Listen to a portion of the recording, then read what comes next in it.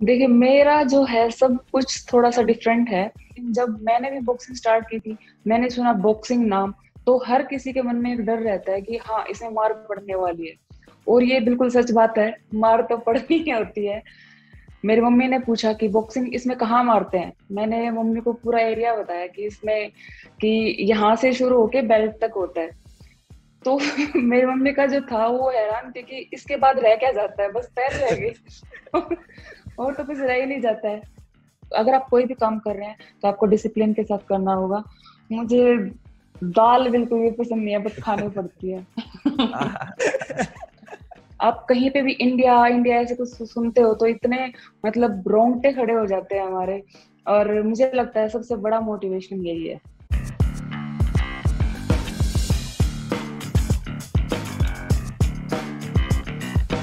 Hi, guys, welcome back to an all new episode from All About Sports, the podcast. You guys are joined by your regular host, Rishabh, Aniket, Mazhar, and myself, Shubham. And today we have a very special guest. आज हमारे साथ Indian boxer, Indian champion Pooja ji है हमारे साथ. Pooja ji, thank you so much for joining us. आप कैसे हो? मैं बिल्कुल ठीक हूँ। हमारे सब व्यूअर्स और लिसनर्स के लिए पूजा जी के बारे में मैं थोड़ा उनको इंट्रोड्यूस करना चाहूंगा. वो 5 times national champion in boxing है, gold medalist at South Asian Games 2016 and Asian Women Amateur Boxing Championship 2019. And Pooja ji has been selected to represent India in the Tokyo Olympics, which is due to take place.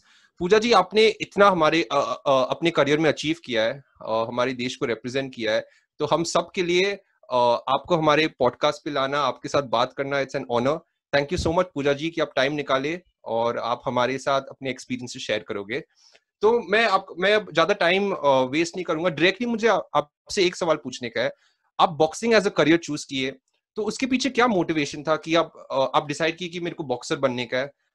आप या आपके family से आपको कोई support था, पर basically आपका motivation क्या था कि आपने ये करियर चूज किया? देखिए, मेरा जो है सब कुछ थोड़ा सा डिफरेंट है। जैसे सब कुछ कोई अपने करियर के बारे में सोचता है या फिर कुछ ऐसा कि मैं कुछ इसमें गेम में अच्छा करूंगी तो जाके मेरा करियर अच्छा होगा। ऐसा मेरे साथ बिल्कुल कुछ भी नहीं था। मेरे को बस एकदम से जो मेरी लेक्चरर थी उन्होंने मुझे बोला बॉक्सिंग करने के लिए, उन्होंने मेरी हाइट वगैरह सब देखी। उस टाइम पे उनको लगा कि सही है, तो उस टाइम पे मैंने ऐसे ही बॉक्सिंग स्टार्ट की थी। और उस टाइम पे बिल्कुल भी ये नहीं था कि मुझे कुछ बनना है इसमें या फिर ऐसे कुछ। हाँ, मुझे ये था उस टाइम पे कि मुझे सीखना है, मुझे बॉक्सिंग सीखनी है। बस उस टाइम पे यही चल रहा था। हाँ, लेकिन फिर धीरे धीरे जब मेरे अचीवमेंट आती गई इसमें, तो बाद में मेरा एम बनाया कि हाँ, मुझे इसमें कुछ करना है और अपना करियर इसमें बनाना है। बेसिकली बॉक्सिंग आपके लिए एक हॉबी था जो आपने शुरुआत किया और आज आप उसमें इतने बड़े एक्सपर्ट हो गए हो. So that is very inspiring. और अभी जैसे आप इंडिया को रिप्रेजेंट करने वाले हो ओलंपिक्स में, कोई भी एथलीट के लिए अपने देश को रिप्रेजेंट करना उससे बड़ा आई डोंट थिंक किसी के लिए भी अचीवमेंट होता है. और सबका सपना, सबका एम्बिशन वही रहता है कि हम अपने देश को रिप्रेजेंट करें. आपने ऑलरेडी इंडिया को इतना रिप्रेजेंट किया है और इंडिया के लिए काफी कुछ जीता भी है.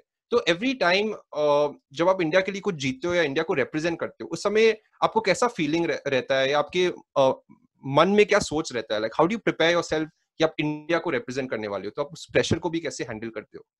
देखो, जब हम इंटरनेशनल टूर्नामेंट में जाते हैं, कोई भी इंटरनेशनल टूर्नामेंट में, और वहां इंडिया नाम जब लिया जाता है, तो मुझे लगता है ये इंडिया नाम ही अपने आप में इतना बड़ा है। आपको किसी और मोटिवेशन की जरूरत ही नहीं है। आप कहीं पे भी इंडिया इंडिया ऐसे कुछ सुनते हो तो इतने मतलब रोंगटे खड़े हो जाते हैं हमारे। और मुझे लगता है सबसे बड़ा मोटिवेशन यही है। Absolutely, absolutely. I am sure जब ओलंपिक्स में हम आपको परफॉर्मेंस देखेंगे, हम तो टीवी पे देखेंगे, पर हमारे भी रोंगटे खड़े हो जाएंगे जब आप इंडिया को रिप्रेजेंट करोगे और इंडिया की जर्सी में आप बॉक्सिंग करोगे. My next question to you is, हमारे देश में काफी सारे स्पोर्ट्स ज्यादा मेल डोमिनेटेड रहते हैं और स्पेशली स्पोर्ट्स लाइक बॉक्सिंग, हो सकता है कि ज्यादा वुमेन को सपोर्ट नहीं मिलता है. आपको ऐसा लगता है कि बॉक्सिंग जैसे स्पोर्ट में ज्यादा सपोर्ट नहीं रहता है? और क्या आप अपने अपने भी थोड़े लाइफ के बारे में बता सकते हो कि इस स्पोर्ट में आपको सपोर्ट मिला, नहीं मिला, और जनरली विमेन को बॉक्सिंग में कितना सपोर्ट मिलता है? देखिए, अभी जो है मैं बॉक्सिंग कर रही हूँ तो मुझे इसके बारे में पता है, लेकिन जब मैंने भी बॉक्सिंग स्टार्ट की थी, मैंने सुना बॉक्सिंग नाम, तो हर किसी के मन में एक डर रहता है कि हाँ, इसमें मार पड़ने वाली है।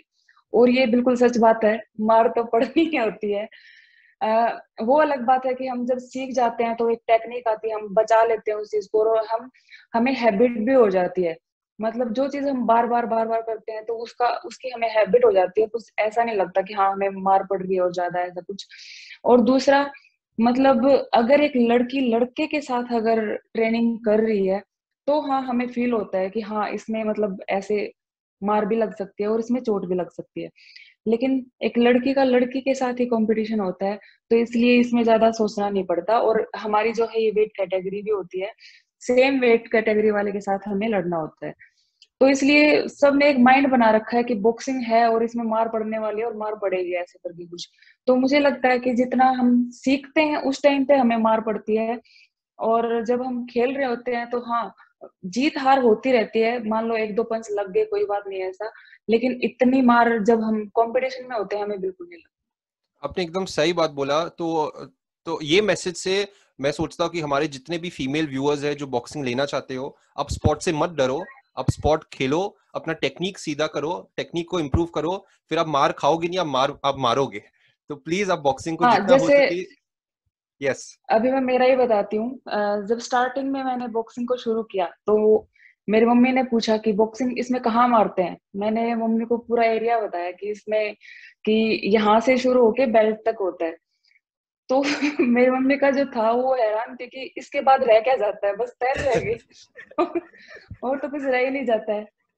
तो इसलिए मुझे स्टार्टिंग में बहुत बर्डन था। जैसे मैं ट्रेनिंग करने के लिए जाती थी तो मुझे हर रोज आते ही मेरी मम्मी चेक करती थी कि कहीं लगी तो नहीं है, कहीं लगी तो नहीं है, क्योंकि मुझे ये था कि अगर उन्हें कहीं लगी मिल जाएगी तो पक्का मेरा गेम छुड़वा देंगे।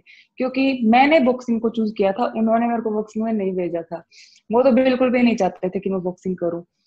और फिर जब मुझे चोट लग भी जाती थी तो उस टाइम पे मैं घर नहीं जाती थी, क्योंकि अगर उन्होंने देख लिया तो पक्का मेरा गेम वो छुड़वा ही देते। तो इसलिए जब तक मेरी चोट ठीक नहीं हो जाती मैं मेरे कोच के ही घर पे रहती। पूजा जी, मेरा ये सवाल आपसे है कि आप जैसे एक दूसरे फीमेल एथलीट्स के लिए या even for younger girls who are trying to get into sports, उनके लिए आप एक आइकॉन है, बिकॉज आप देश को रिप्रेजेंट कर चुके हैं फॉर सो मेनी इयर्स, और अब at the pinnacle of sports आप इंडिया को रिप्रेजेंट करने वाले। तो क्या इस बात का प्रेशर आपके गेम पे इम्पैक्ट करता है, या आपके डे टू डे थॉट्स को थॉट्स में रहती है ये बात कि आप की तरफ बहुत सारे यंग वुमेन के नजर आप पे टिकी है कि आप आगे क्या करने वाले हैं? क्या आपको इस बात का इम्पैक्ट पड़ता है जब आप आपके रोजमर्रा की जिंदगी में ट्रेन करने जाते हैं या कोच करने जाते हैं? देखिए मुझे इस चीज का इतना इफेक्ट नहीं पड़ता है, बल्कि कुछ लोग हैं जो मेरी लाइफ में मेरे से जुड़े हुए हैं और उनको पहले से ही ये उम्मीद रहती है कि पूजा कहीं पे गई है तो जरूर जीत के आएगी, क्योंकि उन्होंने अपना मन पहले ही बना रखा है। क्योंकि मैक्सिमम टाइम मैं कहीं पे भी जाती हूँ मेरा मेडल जरूर आता है। तो अगर मान लो मेरा सिल्वर मेडल भी आता है तो एटलीस्ट मेरा मेडल तो आया है ना, कि मैं सिल्वर मेडल जीत के आई हूँ। तो भी उनका ये रिस्पॉन्स होता है कि अरे कैसे हार गई। अरे मैं हारी नहीं हूँ भाई, मैं सिल्वर मेडल लेके आई हूँ। या फिर मेरा ब्रॉन्ज मेडल आया, कुछ भी आया, अगर मान लो कोई मेडल ही नहीं आता तो आप बोल सकते हो कि हाँ इसकी कोई अचीवमेंट नहीं आई है। तो इसलिए जितने भी मेरे रिलेटिव्स हैं या फिर दोस्त लोग हैं उनको सबको पहले से ये होता है कि पूजा ये जरूर जीत के आएगी। तो इसलिए वो बर्डन मेरे को कहीं ना कहीं पहले जरूर होता था। लेकिन इस चीज में मेरे घर वालों ने मेरा बहुत साथ दिया है इसमें। जैसे मान लो एक दो टूर्नामेंट ऐसे भी थे जिसमें मैं हार भी गई थी, तो मतलब मेरी मम्मी मेरे को समझाती थी कि तूने अपना 100% दिया है तो क्या हो गया, इसमें जीत हार तो चली रहती है। मतलब बहुत बहुत लोग ऐसे भी हैं जो फॉरेन नहीं जा पाते, तू सोच तू क्यों कि तू घूमने के लिए आई है, अब तू वहां पे घूम और मतलब पूरे मजे कर। मतलब ऐसे उन्होंने मेरे को पूरा मोटिवेट किया। लेकिन मैं आपको बता दूं कि अगर नॉर्मल भी मेरी स्पारिंग होती है, जैसे फाइट जो ट्रेनिंग में अगर मेरी स्पारिंग होती है, तो वो भी अगर मेरी अच्छी ना हो तो मेरा मन नहीं लगता है उस दिन, मेरा कुछ भी करने का मन नहीं करता। ऐसे है। तो वो तो टूर्नामेंट की बात, चाहे मेरे को कितना ही समझा लो। हाँ मेरे को यूं होता है कि हाँ मुझे समझने वाले लोग काफी हैं, लेकिन फिर भी कहीं ना कहीं मुझे जब तक मैं अच्छा ना कर लूं मुझे उस चीज का रहता है। ये चैंपियन माइंडसेट काफी क्लियरली हमें नजर आते हुए। अ, एक और मेरा आपसे ये सवाल है कि विथ रिस्पेक्ट टू इंजरी, जब आपके इंजरी हुई थी, आपका शोल्डर डिसलोकेट हुआ था, तब ऐसे इंजरी से रिहैबिलिटेशन करना इज वेरी, कहते हैं ना कि इजी काम नहीं है ये चीज। तो आपको क्या फेडरेशन से सपोर्ट मिलता है रिहैबिलिटेशन प्रोसेस में, कि ये रिहैबिलिटेशन प्रोसेस आपको खुद ही on your own, not just funding but even the stretch of duration, कि आप अगर 6 महीने के लिए बॉक्सिंग नहीं कर पाए और आपका रिहैब प्रोसेस जो चल रहा है उसमें आपको फेडरेशन से सपोर्ट आता है, कि कोई आउटसाइड सपोर्ट होता है, कि जनरली बॉक्सर्स को ये प्रोसेस खुद ही अपने आप से हैंडल करना पड़ता है? देखो, उस टाइम पे जो है फेडरेशन हमारी इतने इन्वॉल्व नहीं थी जब मुझे हुआ था। लेकिन आज के दिन अगर किसी भी अच्छे बॉक्सर को, अगर मैं फिर पॉइंट है मेरा कि अच्छे बॉक्सर को अगर कोई इंजरी होती है तो जरूर जो हमारी फेडरेशन है उसमें इन्वॉल्व होती है और वो उसका पूरा मतलब ट्रीटमेंट भी करवाते हैं और बाद में रिहैब सब कुछ करवाते हैं। तो आज से 3-4 साल पहले फेडरेशन इतनी इन्वॉल्व नहीं थी, तो मेरे ऊपर भी इतना ध्यान नहीं दिया गया था कि, क्योंकि एक बॉक्सर को अगर कोई इंजरी हो जाती है ऐसे कि जिसमें वो ट्रेनिंग भी ना कर पाए, तो बहुत मेंटली वो बहुत डाउन हो जाता है। उसको ये होता है कि बस अब बॉक्सिंग खत्म है। और उस टाइम पे मेरे साथ भी ऐसा ही कुछ था कि अब मेरी बॉक्सिंग बिल्कुल खत्म है और मैं नहीं कर सकती हूँ। लेकिन मैं 2011 से मैं लक्ष्य स्पोर्ट्स से स्पॉन्सर हूँ, तो उन लोगों ने उस टाइम पे मेरा काफी साथ दिया। और जो है उन्होंने मुझे फिजियो भी प्रोवाइड करवाया और उन्होंने मेरा सब मतलब रिहैब करवाया। तो इसमें मैं नहीं कहूंगी कि फेडरेशन मेरे साथ थी या फिर कोई, इवन मेरे घर वालों को भी ये था कि बस अब ये बॉक्सिंग नहीं कर पाएगी, इसका सब खत्म हो चुका है। तो उस टाइम पे हाँ, वो मेरे लिए बहुत ही बुरा टाइम था। जी, मैं समझ सकता हूँ, क्योंकि एक एथलीट को अपने स्पोर्ट से जुड़े रहना ही सबसे ज्यादा इम्पोर्टेंट चीज लगती है। पूजा जी, एक और सवाल आपके लिए। आपने क्लैरेसा शील्ड्स के बारे में कहा है कि आप उनका आप पे प्रभाव काफी सारा है, कि आपने उनके साथ, मेरे ख्याल से 2012 में एक मुकाबला था आपका वर्ल्ड बॉक्सिंग चैंपियनशिप में, अम, जब आपने कहा था कि आप ओपनली एडमायर करते हैं इन्हें। सो उनके टेक्निक के बारे में या उनके गेम के बारे में ऐसा कुछ जो आपको बहुत पसंद आता है? क्या ऐसी कोई बात है उनके गेम के बारे में जो आपको बहुत ज्यादा प्रभावित करती है? जी, वो जो क्लैरिसा शील्ड जो है वो रिंग में जाती है तो वो बस जीतने के लिए ही जाती है। मैं वो बहुत कम ऐसे टूर्नामेंट जिनमें वो हारी है। तो ये 2012 की बात है, उस टाइम पे वो भी मतलब बिगिनर ही थी और मेरे को भी 3 साल ही हुए थे उस टाइम पे बॉक्सिंग स्टार्ट किए हुए। तो उस टाइम पे मैं भी जीतने के लिए ही चढ़ी थी, मुझे नहीं पता था वो इतनी अच्छी प्लेयर है। मैंने पूरी अपनी मतलब कोशिश करी लेकिन फिर भी मैं उनसे वहां पे हार गई थी।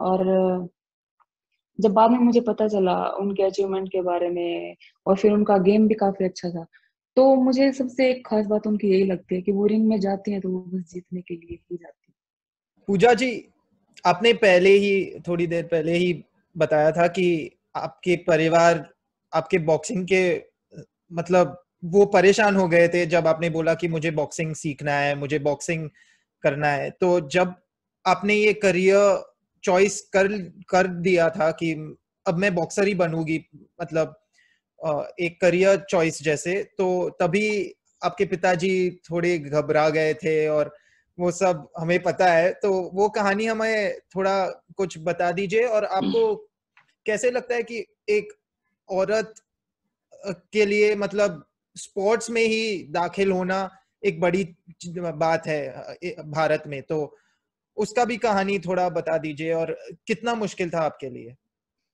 हाँ, बिल्कुल मुश्किल था क्योंकि मेरे जो फादर थे वो हरियाणा पुलिस में थे, अभी वो रिटायर्ड हैं।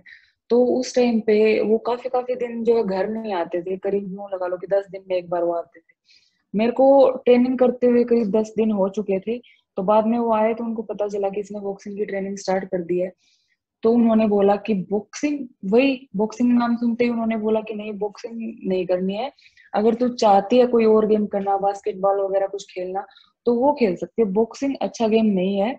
उनके दिमाग में ये था कि बॉक्सिंग जैसे गुंडे लोग करते हैं, मार धाड़ ऐसे करके कुछ, तो ऐसे था उनको कि बॉक्सिंग गुंडे लोग करते हैं ऐसे। तो उन्होंने मेरे को साफ मना कर दिया था कि आज तू नहीं जाएगी। तो मैंने, एक जो बच्चा करता है, मैंने पूरी अपनी सारी कोशिश करके देख ली थी उनके सामने कोई भी मतलब ऐसे कामयाब नहीं रही। उन्होंने उन मैंने रो भी लिया, मैंने सब कुछ कर लिया कि मुझे जाना है, लेकिन उन्होंने साफ मना कर दिया कि नहीं जाना तो नहीं जाना। फिर बाद में मैंने बोला कि आज आज तो मैं जाऊंगी, वरना यूं सोचेंगे कि उस हफ्ते में एक दिन जो नए बच्चे होते थे उनकी फाइट करवाते थे। तो मैंने बोला कि आज आज तो जाने दो, क्योंकि आज फाइट होनी है और वो यूं सोचेंगे कि वो डर के नहीं आई। तो हाँ चलो उस दिन की उन्होंने बोला कि हाँ चल ठीक है तू आज जा सकती है, लेकिन आगे से बंद है फिर तेरा। तो जाके मैंने अपने कोच को भी बताया कि ऐसे ऐसे प्रॉब्लम है, कि फादर ने मना कर दिया। तो वो बोले कि मैं एक बार मिलना चाहता हूँ तेरे फादर से। तो उन्होंने मिलने से ही मना कर दिया था उस टाइम पे। लेकिन फिर भी मैं कैसे करके रिक्वेस्ट की, मैंने कोच से बात करवाई, तो फिर वो लास्ट में राजी हो गए थे। मैंने बोला चल ठीक है मत करवा, लेकिन एक बार आप मिल तो लो उनसे। तो फिर वो जाके उनसे मिले, उन्होंने कैसे करके उन्होंने बताया कि बिल्कुल कहीं पे भी इसको लगने नहीं दूंगा और मैं अपनी बेटी की तरह इसको रखूंगा, ऐसे वैसे कैसे करके उनको कन्विंस किया, और लास्ट में वे मान गए कि चलो ठीक है। बस ऐसे ही था कि चलो ठीक है, अगर इतना ही बोल रहे हैं तो एक बार देख लेते हैं। फिर जाके करीब 6 महीने बाद उनको यूं हुआ कि हाँ इसी में इसका मतलब करियर अच्छा बन सकता है, और फिर बाद में वो मुझे सपोर्ट करने लगे थे। 6 मंथ तक तो ऐसा ही था कि वो मुझे देख रहे थे, चेक कर रहे थे कि हाँ कर रही है नहीं कर रही है, चलो ठीक है। आपने बताया आप हरियाणा से हो, आप भिवानी से हो, वहां से विजेंद्र सिंह, जितेंद्र कुमार और आप 3 सबसे बढ़िया बॉक्सर्स हमारे देश के, सब वहां से ही है। तो भिवानी में ऐसी क्या बात है जो ऐसे बॉक्सर्स बना रहे हैं हमारे देश के लिए? देखिए भिवानी में आप लोगों को ये अच्छी बात दिख रही है कि हाँ वो इतने अच्छे अच्छे बॉक्सर बना रहे हैं। मैं मानती हूँ कि हाँ मतलब अच्छे बॉक्सर निकल भी रहे हैं, लेकिन इस चक्कर में बहुत बच्चे खराब भी हो रहे हैं।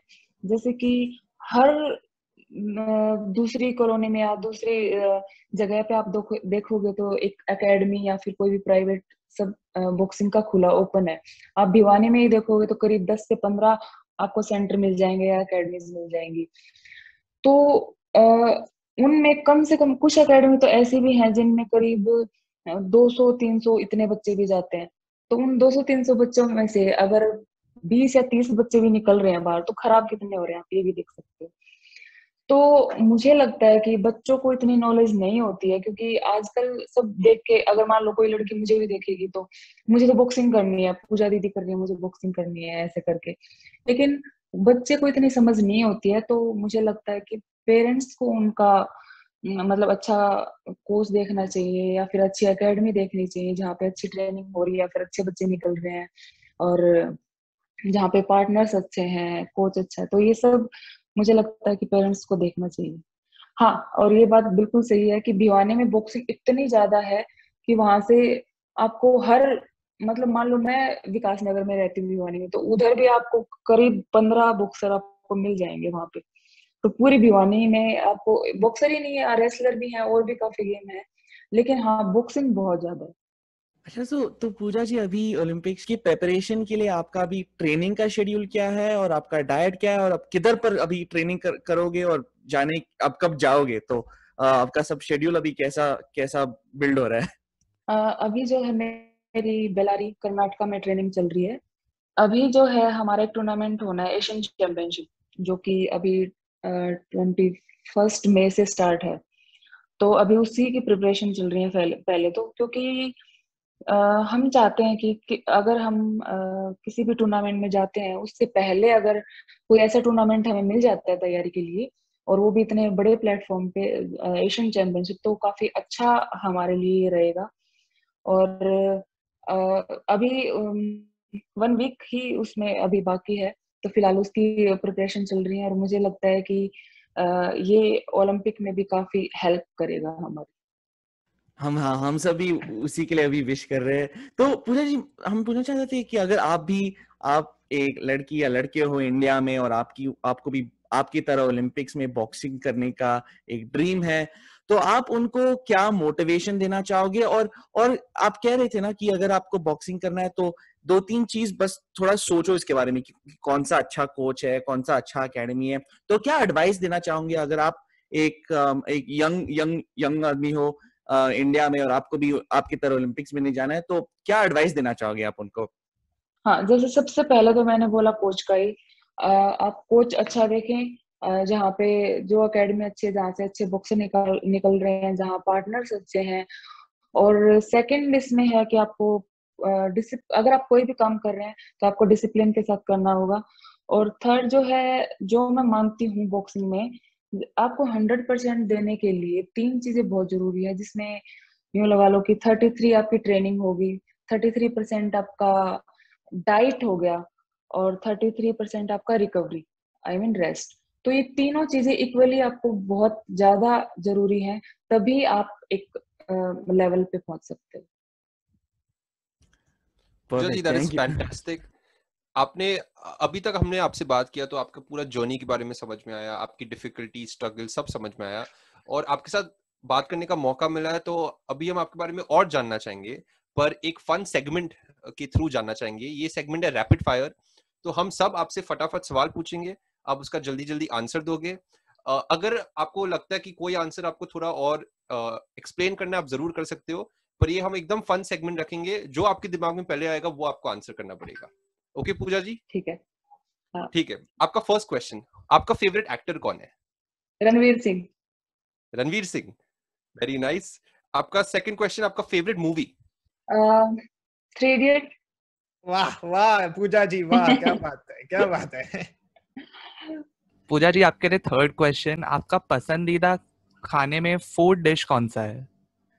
हरियाणा में बनते हैं, वो स्वीट्स होती है, पूड़े उनको बोलते हैं, मीठे जो बनते हैं, जैसे मालपुए जो होते हैं उसी टाइप हाँ में हाँ हाँ हाँ। अरे बनते हैं। हाँ, तो पूड़े बोलते हैं उनको, वो मेरे फेवरेट है।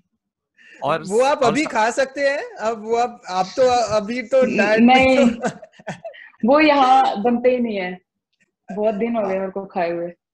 और और, और ऐसा कुछ जो आपको खाना में जरा भी पसंद ना हो? मुझे दाल बिल्कुल भी पसंद नहीं है, बट खानी पड़ती है।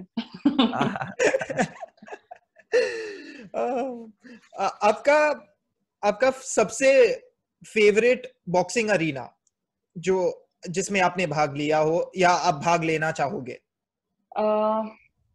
एशियन चैंपियनशिप जो अभी 2019 में हुई थी, बैंकॉक। अच्छा, बैंकॉक। अच्छा, हाँ। बढ़िया। और आप और आपका सबसे पसंदीदा खेल बॉक्सिंग के अलावा? शूटिंग मुझे बहुत अच्छा लगता है, कि अभी तो नहीं है ऐसा कुछ, मैं सोचती हूँ कि अगर मुझे बच्चे होंगे आगे तो मैं उनको शूटिंग करवाऊंगी। हाँ, क्यों नहीं, क्यों नहीं, ये वो भी ओलंपिक्स में भाग लेंगे फिर। फिर पूजा जी, Okay. आपका फेवरेट गाना क्या है? फेवरेट गाना? मुझे रोमांटिक गाने बहुत अच्छे लगते हैं, मुझे सैड सॉन्ग बिल्कुल भी पसंद नहीं है। कुछ भी ऐसे, मैं जब भी हफ्ते में एक बार मुझे टाइम मिलता है, जैसे संडे को रेस्ट होता है, तो मैं जितने भी जो न्यू सॉन्ग आए हुए थे मैं देखती हूँ, तो उनमें से मैक्सिमम मुझे सैड सॉन्ग मिलते हैं, मैक्सिमम। बहुत बहुत कम होते हैं जो रोमांटिक होते हैं। और रोमांटिक गाना सुनते वक्त आप रणवीर सिंह के बारे में सोचते हो?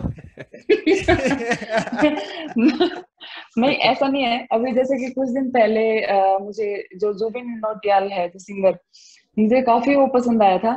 तो जैसे वो एक हमारे पीछे उनका दोस्त भी है वो, मैं बोली यार मुझे बात करनी है इससे, तो बोले कि ठीक है मैं बात करवा देता हूँ। मैं ऐसे बात नहीं करनी, मेरे को फाइनल करो कि उसकी कोई गर्लफ्रेंड नहीं है, कुछ नहीं है।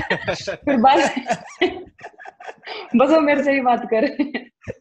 बोला अरे स्टार्ट करेगी तभी तो कुछ होगा। तो इसलिए अभी रणवीर सिंह की भी ऐसे शादी हो चुकी है, तो इतना नहीं सोचती हूँ। ठीक है। और पूजा जी, आखिरी क्वेश्चन शायद आपने ऑलरेडी बताए थे, लेकिन आपका फेवरेट बॉक्सर मेल या फीमेल कौन है? मेल में विकास कृष्ण यादव। एब्सोल्युटली नहीं, परफेक्ट। इनफैक्ट पूजा जी, हम लोग ने रिसेंटली विकास जी से भी हम लोग बात किए थे, तो हम लोग को मालूम है कि वो भी ओलंपिक्स को लेकर बहुत फोकस है, उनका प्रेपरेशन बहुत अच्छा चल रहा है, एंड हमें उम्मीद है कि आपका भी प्रेपरेशन बहुत अच्छा चलता रहेगा। एंड हम बस होप करते, प्रे करते कि आप इस ओलंपिक्स में जो भी आपका एम है, आप इंडिया के लिए एक मेडल जीतो, प्रेफरेबली गोल्ड मेडल जीतो। आप वैसे भी इंडिया के लिए इतना कुछ अचीव किए हुए हो, एंड ये ओलंपिक्स में हमें टोटल बिलीफ है कि पोडियम पे इंडियन फ्लैग रहेगा, और आप वहाँ पे खड़े रहोगे। तो thank you so much Pooja ji कि आप हमारे साथ वक्त गुजारे, हमें इतना आपके बारे में बताए. It was an honor and it was a pleasure to talk to you, Pooja ji. Thank you. And we wish you all the best for Tokyo Olympics. Thank you so much. Thank you so All the much. best, Best of Pooja luck, ji. Pooja Thank you ji. so much. All the best. Okay, bye bye.